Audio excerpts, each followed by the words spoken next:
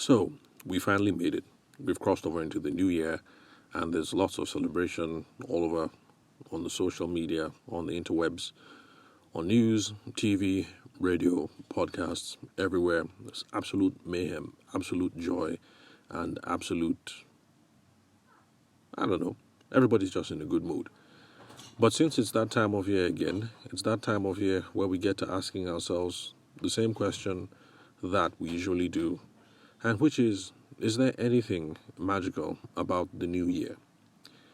Now that we have flipped from that arbitrary switch from 11:59 to 12:01 to 1 a.m. to 8 a.m., is there anything magical about the new year?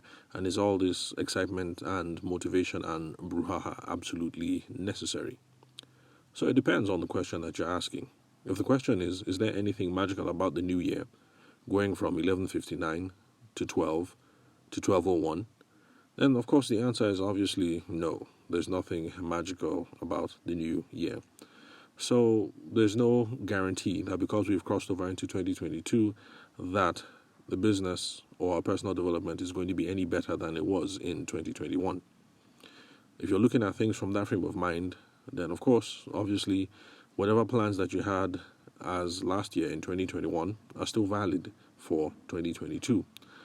And what is going to be the key primer or the key determinant for how much we grow or develop or how much profit we make is going to be on how keen our focus is and how deliberate and consistent we are with executing on the same old plans that we had for last year, or assuming that there's some substantial reason why you think you ought to change last year's plans, maybe because of the global pandemic or a new variant or whatever, or maybe changing government policy, and you think that there's a reason why you need to substantially change something, then it's still going to be the same. We have to focus on deliberate and consistent execution.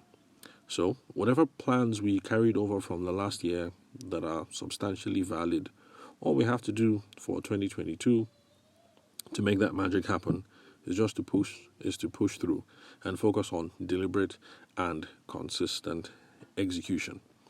Now, the second question, is all this excitement necessary? It depends on who you ask. I'm not going to be a Debbie Downer, but I really believe that all this excitement is necessary because it gives us the motivation that we need to carry forward things into the new year. Whether we're starting things afresh with new goals and new plans, or whether we're carrying over the plans that we had for the last year. So the answers to the questions, it depends on who you ask. But I think it's a helpful attitude to remember that there's nothing magical that has happened. We need to focus on deliberate and consistent execution so that we can make progress, because 2022 doesn't necessarily mean there's going to be guarantees for progress and development and growth.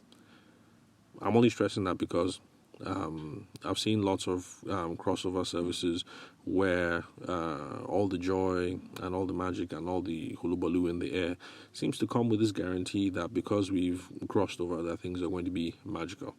No, it's not going to be magical. But of course, let's still pray for the best.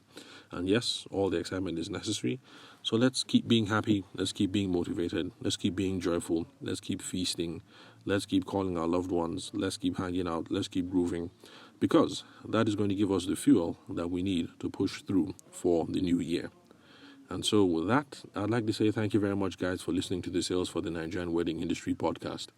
I'm your host, Abuja-based consultant and media event professional, Tavishima Ayede. Thanks for your time and attention.